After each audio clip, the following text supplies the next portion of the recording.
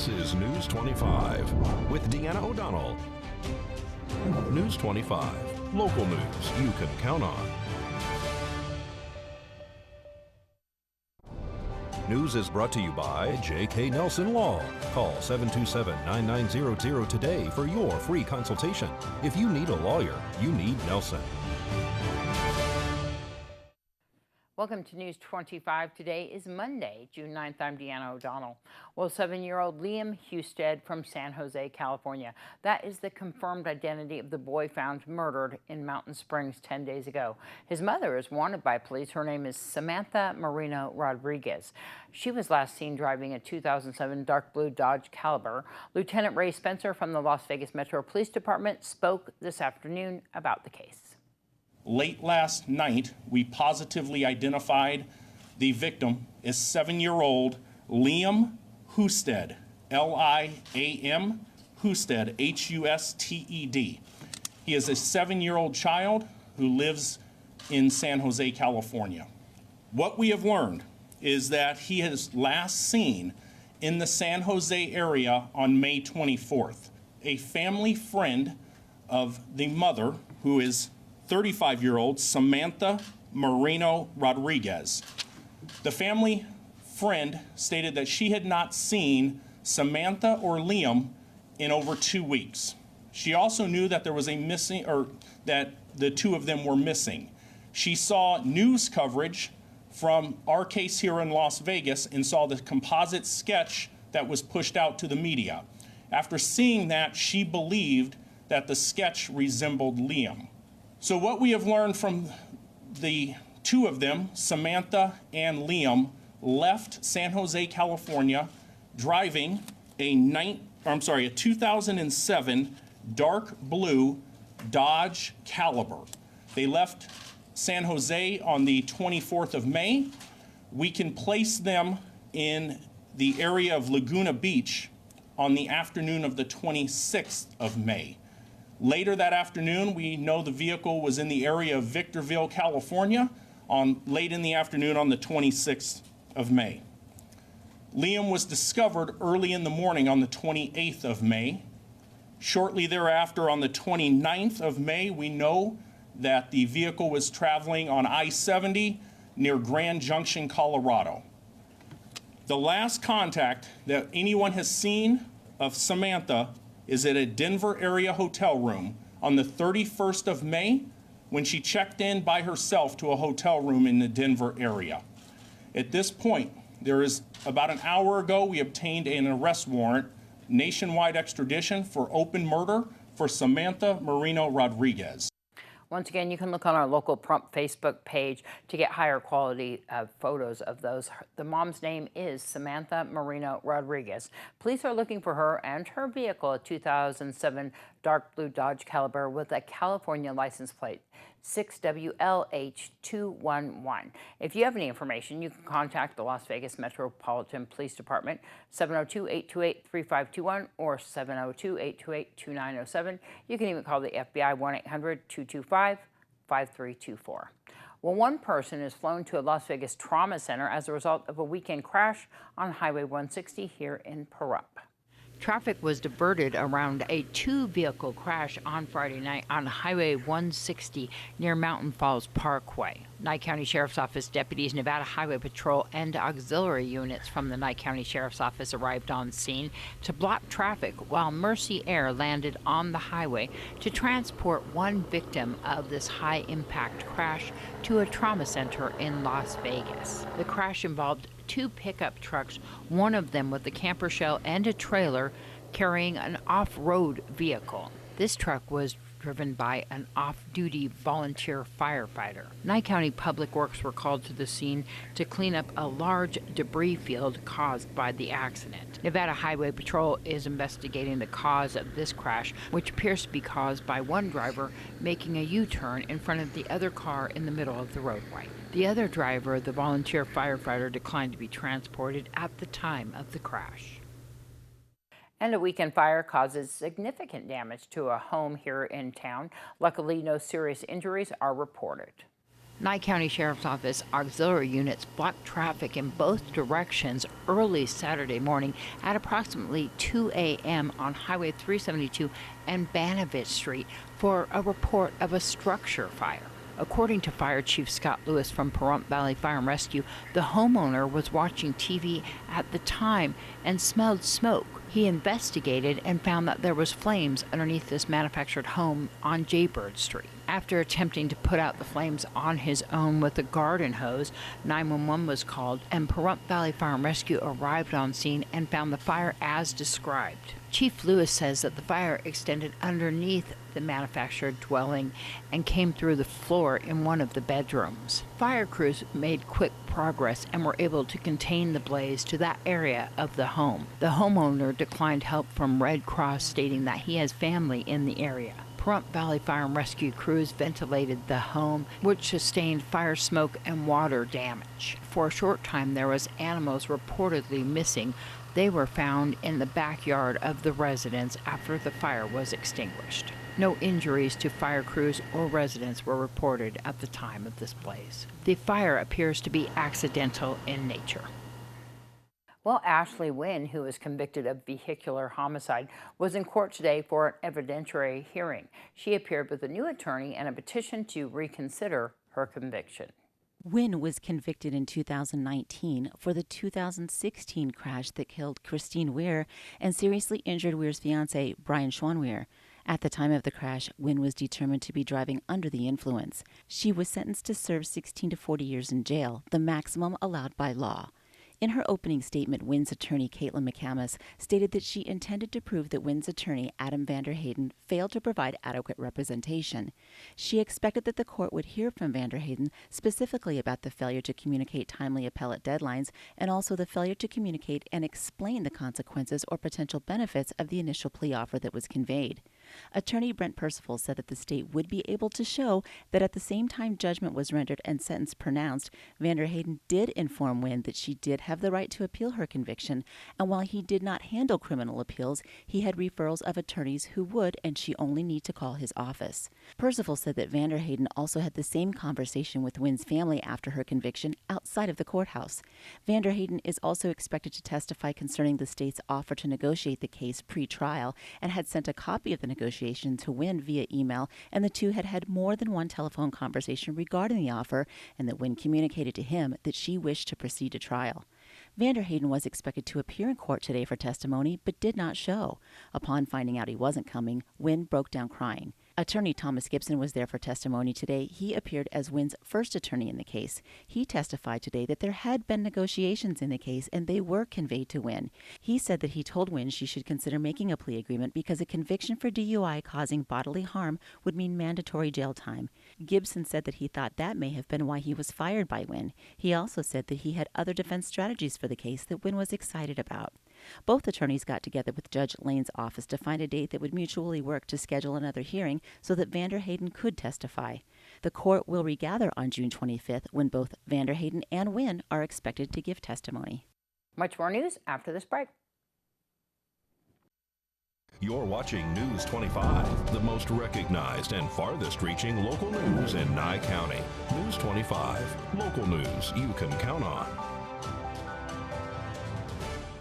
And President Biden is pushing for a minimum worldwide tax rate, and cybersecurity companies are on high alert. Angela Miles has the details. Tapping our news, President Biden will be pushing his tax plan at the G7 meeting hosted by the UK this week. Treasury Secretary Janet Yellen revealed last month the administration is aiming for a worldwide minimum tax of at least 15%. That rate could help stop corporations from shifting profits to countries that have a low tax rate. Fed Chair Jerome Powell is staying in his lane. The Fed head says that climate change is not a main concern of monetary policy makers. Powell makes it clear the Fed's role is limited to overseeing banks and the U.S. financial system. Cybersecurity companies are on high alert following a slew of cyber attacks. According to IBD, investors are closely watching cybersecurity firms Fortinet, CrowdStrike, Proof Point, and Palo Alto Networks. To find out where you can see us every day, go to businessfirstam.com.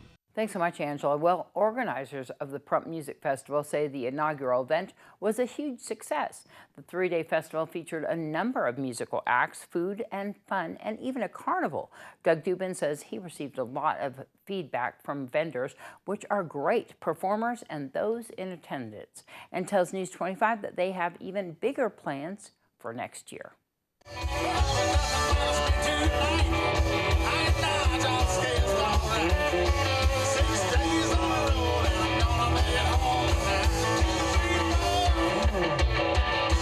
It definitely exceeded our expectations.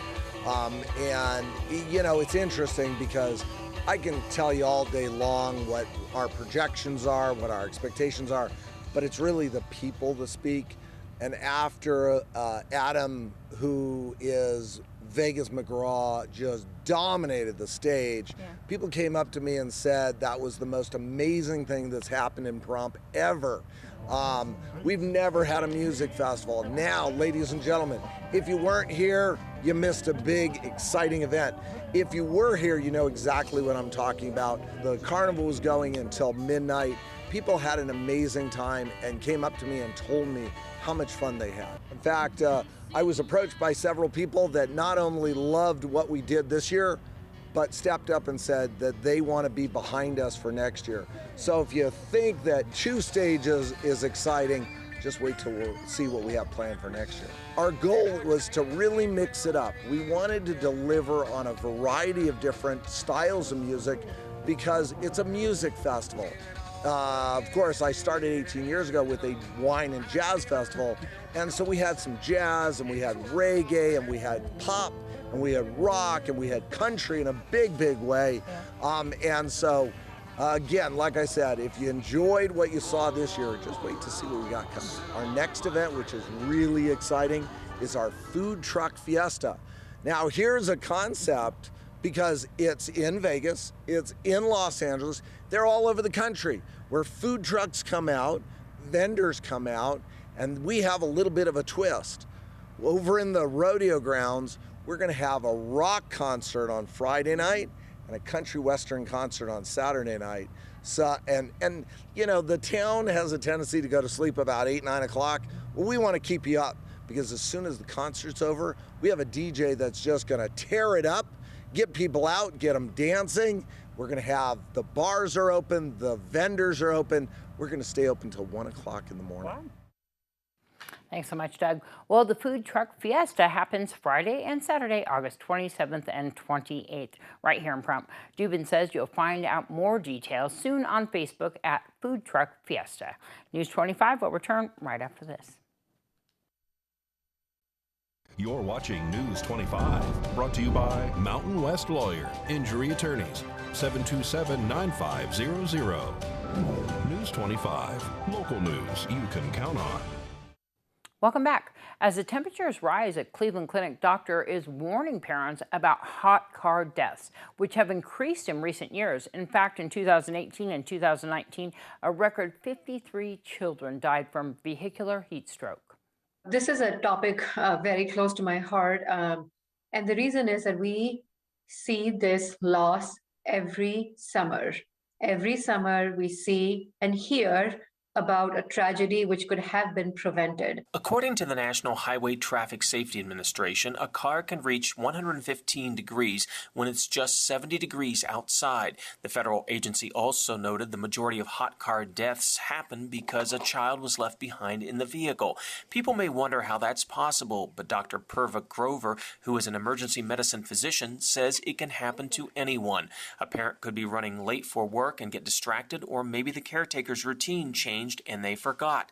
Her advice: put something you would need that day in the back seat, like a cell phone, briefcase, or purse. You could even use one of your shoes. She says those items are by no means more important than a child, but it can help provide an extra layer of protection. The more awareness we create about something, the more we hear about something, the more cognizant we might be as we are going through a daily life to say, oh, you know, that day I heard so-and-so talk about it, and even if it just brushes or crosses your mind one hot second, that might be that 1 second of cognizance, which reminds you or alerts you and can really save a human life. Dr. Grover says another suggestion is to leave your car windows cracked. That way there is some airflow in the vehicle, and it would also be easier for a bystander to hear yelling or crying if a child was accidentally left behind.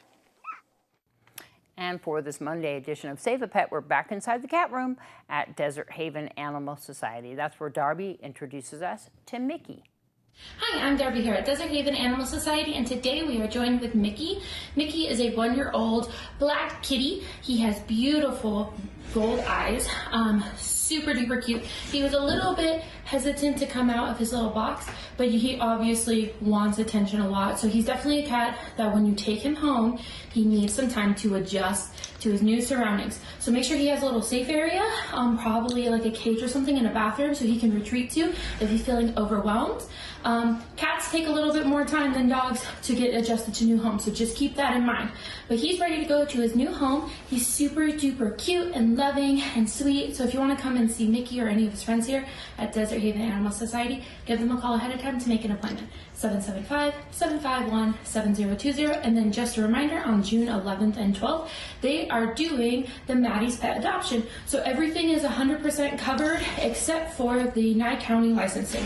So the animal has free adoption fees, the rabies vaccine, up-to-date vaccines on everything else, spayed and neutered. The only thing you have to pay for is the Nye County licensing, which is only $10. So that's June 11th and 12th, and that applies to all the animals here at Desert Haven Animal Society. News 25 Weather Cam is brought to you by Lerner and Rowe Injury Attorney's Office in Pahrump. In a wreck, need a check? Call 702-877-1500. Hi, John Kohler staring out the KPVM weather window. Look at these beautiful clouds north of town.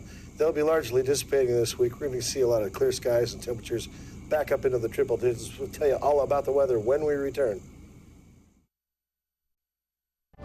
News 25 Weather is brought to you by Dairy Council of Nevada.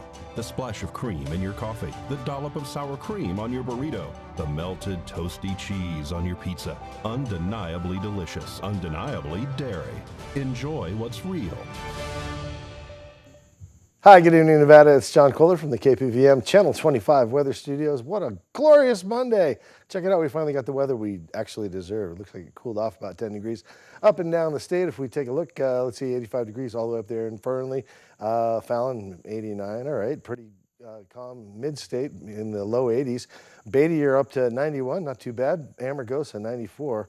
Las Vegas at 98 degrees. You're a boy band today. How about that? Out in Death Valley, it's 107 degrees. And here in the paradise of Pahrump, well, we're a right angle. That's right. It's 90 degrees. Current temperature 92 is their high today. Sun rose this morning in all its glory at 5:26 a.m. A little bit of humidity, but this evening it's going to set at about 7:59. And humidity increasing. It's not really going to add a whole lot to the cloud cover. There's going to be some clouds. We'll have some beautiful sunsets as temperatures head down to about 66 degrees. And what is that going to look like heading into the week? Well, the whole week looks like it's clear skies other than Wednesday. All right, there's your anomaly. We got some winds Tuesday and Wednesday to contend with. They'll be up to about 20 mile per hour. Thursday looks like it's calming down, and as the winds calm, the temperatures rise. Looks like we'll have 10 mile per hour winds the last 4 days of the week, and temperatures rising into the triple digits. It's going to be kind of a great weekend to go out to the pool on a Saturday, Sunday. If you don't have a pool, have a friend with a pool. That's what Mom says. All right, back to the desk. It's Missy and Deanna. Thanks so much, John. Well, in our Ed News today, we're going to show you a program that is thriving after-school program amidst our COVID pandemic. Jackson Pollock. We love it. We love it. It's really good. You know, they have a lot of activities that they participate. It's something that a lot of kids don't do, you know, at home. Whether it's getting super creative in an art history lesson, practicing soccer skills, or expressing themselves through dance, there's no doubt, even throughout COVID restrictions, Kingdom Academy in Miami is going above and beyond for their families, even resuming their well-known, robust after-school program. Honey, that is really yummy. Students right now, they're going through so much, especially with the pandemic. So for us, it was just a blessing alone that they were able to not only come to school, but that they were able to stay a little bit longer just so that they can be kids. This outstanding after-school program is filled with creative activities and high-energy instruction from professionals. What may be the most amazing part, it's totally free to the students.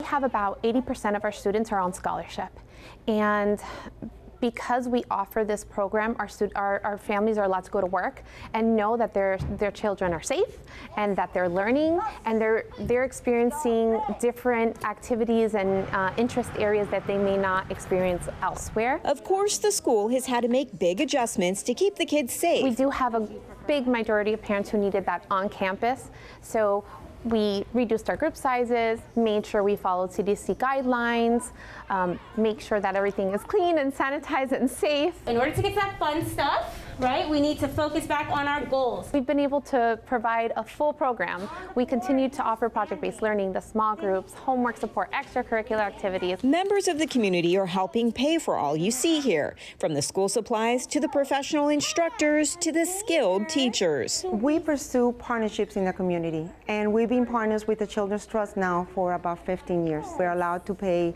certain items like materials. We're able to hire very qualified teachers. The result? Children who are engaged, energetic, and excited to stay after school as long as they can. Kim Martinez reporting. All right, we hope you have a great evening. We'll see you back here tomorrow. I'm Deanna. Good night.